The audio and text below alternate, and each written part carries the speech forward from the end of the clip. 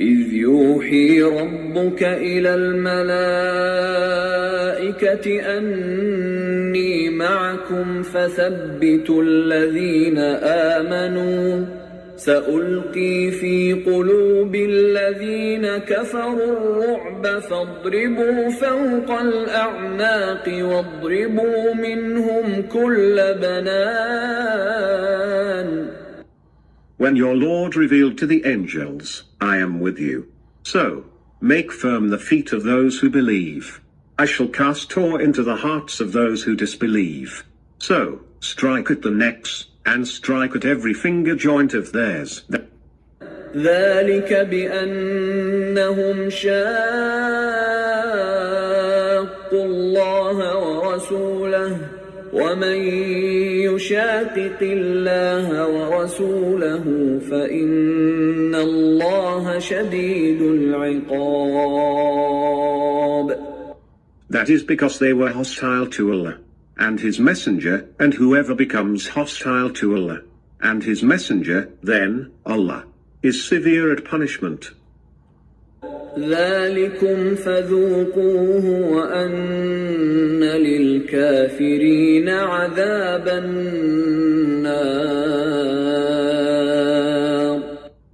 That is what you have to taste, and for the disbelievers is there further punishment of the fire. Yeah. So verse number 11 through 14, this is a description that Allah subhanahu wa ta'ala sent the angels. Those angels, the mark of those angels is striking the disbeliever and they're killing them was that they had injury to their neck and their finger joints were cut. Because the Muslims only have 8 swords. So how could they kill 70 people and they are others chasing away, and then they were captured and made prisoners. So this is what happened. And another thing is that when the beginning of the fight, when they saw Muslims are few, and Muslims saw them as few. But as the fighting started, the Muslims start appearing to them, who probably were angels, were appearing to them as they're coming from all directions, right, left, up and down, everywhere. They could see that they're getting more and more Muslims coming up and killing them, and they thought, what happened? We are suddenly have a hidden Muslims who are coming out, and they basically were hidden Muslim because they were angels. So they were coming out and attacking on the Kuffar army, and they got killed. The 70 of them were killed. So how to identify those who were killed by the angels was, the Prophet said, the identities, they will have an injury to their right neck or the whatever side of the neck, and their hands will be cut. With the fingers will be cut on the finger joint. And this is what is mentioned in this verse. So Allah subhanahu wa ta'ala is saying, إِذَا يُوحَى رَبُّكَ إِلَى مَلَائِكَةِ إِنِّي مَعَكُمْ. Allah says, I'm with you, O the angels. You just be firm in your ground and I'll help them. So this is how the angels came to help in that battle. Allah subhanahu wa ta'ala brought Muslim to the victory, and many of those were captured. And there were a lot of issues about that. I'll talk inshallah when it comes to the due time. Let's listen to the verse number 115. This is all about Battle of Badr and Battle of Uhud are being mentioned in here in different sections. يا أيها الذين آمنوا إذا لقيتم الذين كفروا زحفا فلا تولوهم الأدبار. O you who believe, when you face the disbelievers in a battle, do not turn your backs to them. وَمَن يُوَلِّهِمْ يَوْمَئِذٍ دُبُرَهُ إِلَّا مُتَحَرِّفًا لِقِتَالٍ أَوْ مُتَحَيِّزًا إِلَى فِئَةٍ فقد باء بغضب من الله ومأواه جهنم وبئس المصير. Whoever turns his back to them on such a day, unless it is for a tactic in the battle, or to join a company, turns with wrath from Allah, and his abode is Jahannam, hell, and it is an evil place to return. فلم تقتلوهم ولكن الله قتلهم وما رميت إذ رميت ولكن الله رمى وليبلي المؤمنين منه بلاء حسنا إن سميع عليم. So, it is not you who killed them, but in fact Allah killed them. And you did not throw when you threw, but Allah did throw, so that he might bless the believers with a good favor. Surely, Allah is all hearing, all knowing. ذلكم وأن الله موهن كيد الكافرين. Apart from that, Allah is the one who frustrates the device of the disbelievers. So verse number 15, Allah subhanahu wa ta'ala is addressing to the believers, Ya ayyuhallazina amanu, O you believe. Whenever you come face against a disbeliever in a battlefield, do not turn your back to them. This is something as a command of Allah. As a Muslim, when you are in a battlefield, do not be scared of death and do not run away from the death unless you have a strategy and a plan to go around and get the enemy in a different way. In other words, facing the war and facing the enemy is a Muslim's thing. Something need to be understood. Islam takes the fear away from person. Death is coming regardless, whether one lives in one day in a life or one lives 100 years in a life. The point is that death ultimately is coming, but the death as a believer is that somebody attacking on you, you should defend. Be smart, be clever. Somebody has a weapon, wants your money, give it to the money. But then do not let yourself be in the weak position that somebody in the war, when they are coming to attack your family, you should come and defend your family.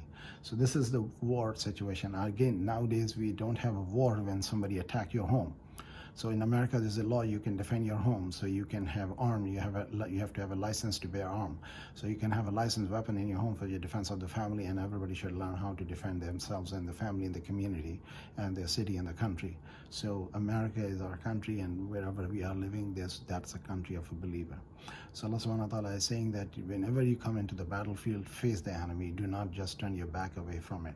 Allah subhanahu wa ta'ala says, فَلَمْ تَقْتُلُهُمْ وَلَكِنَّ اللَّهَ قَتَلَهُمْ. Then in this particular battle of Badr, Allah is saying that you did not kill them.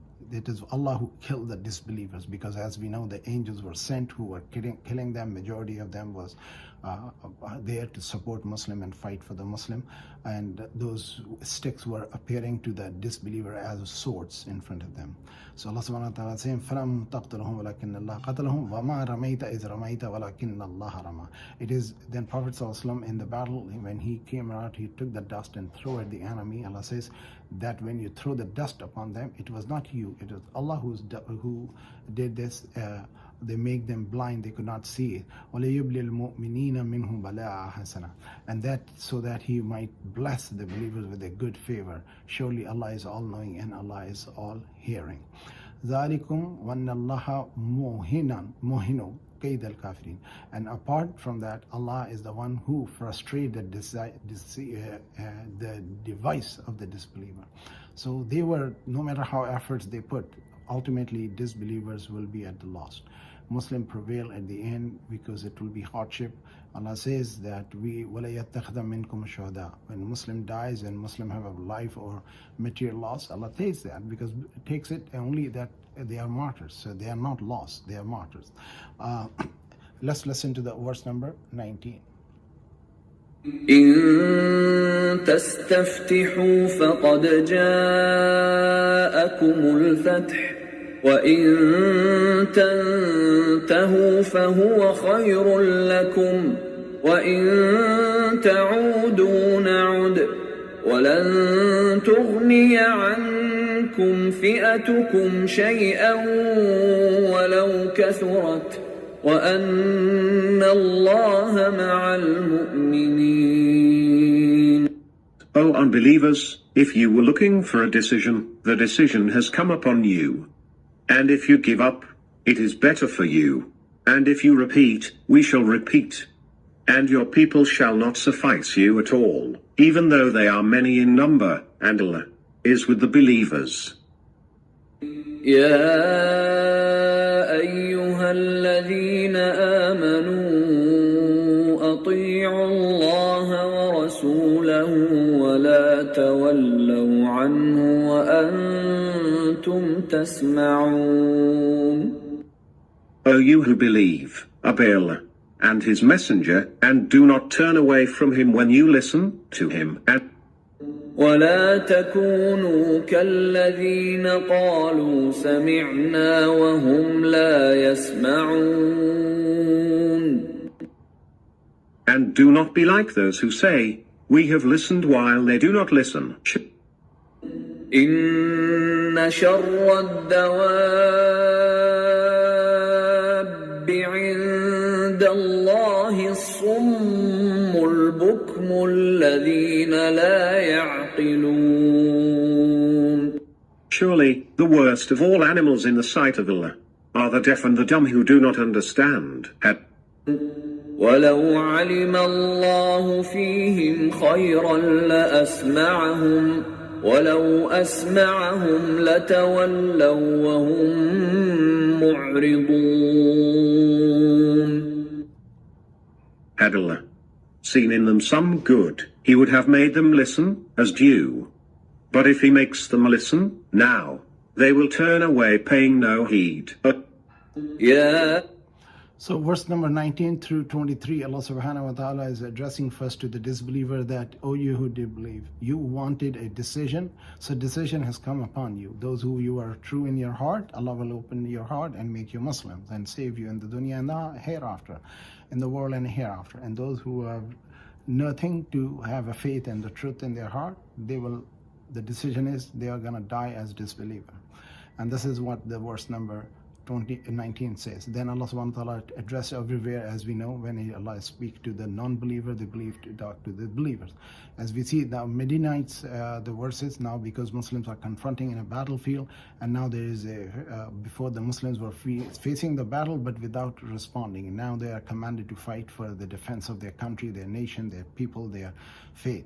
So then Allah subhanahu wa ta'ala is again reminding Muslim, O you who believe, obey Allah and His Messenger. If you turn away, then when you listen to Him. So do not turn away from whatever Allah and His Messenger commands you. And do not be among those who said we heard and they do not listen, like the people of Christian and Judaism who did not obey the prophets even though they heard it. And Allah subhanahu wa ta'ala is giving the example of those who are living, breathing, and hearing and alive people. And Allah says the worst of the creatures and animals in the sight of Allah is the one who is deaf and dumb. Means they are deaf and they are dumb. They do not hear and they cannot comprehend. One do not understand anything. So dumbness is the one where you do not get the truth when it is brought to you. Allah has seen, and if had Allah seen any good, if Allah had seen any good among them, but Allah had known any good among them, لَأَسْمَعَهُمْ, that Allah would have made them listen. وَلَوْ أَسْمَعَهُمْ لَتَوَلَّوْهُمْ وَهُمْ مُعْرِضُونَ. So, but if He makes them listen now, then they will turn away paying no heed. So this is what the character of a disbeliever is. He hears, he understands, but then he turns away. And the believer is that he need to keep believing in that, because shaitan is giving whisper in our heart and mind to make us turn away from Allah subhanahu wa ta'ala's message. And now let's listen to the verse number 24. يا أيها الذين آمنوا استجيبوا لله وللرسول إذا دعاكم لما يحييكم واعلموا أن الله يحول بين المرء وقلبه وأنه إليه تحشرون.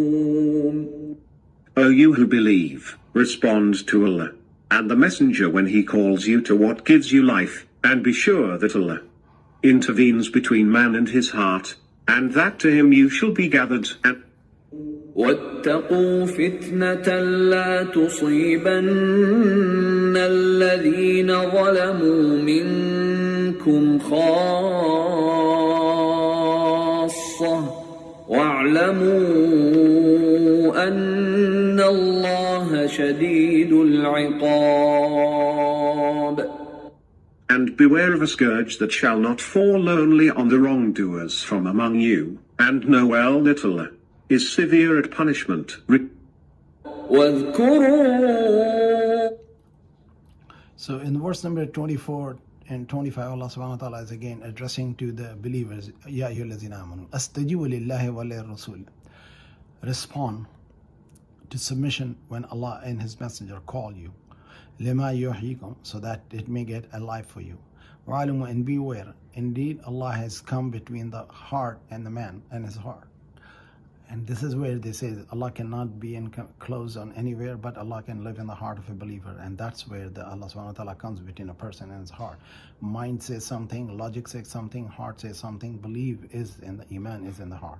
And this is where something Allah subhanahu wa ta'ala is saying.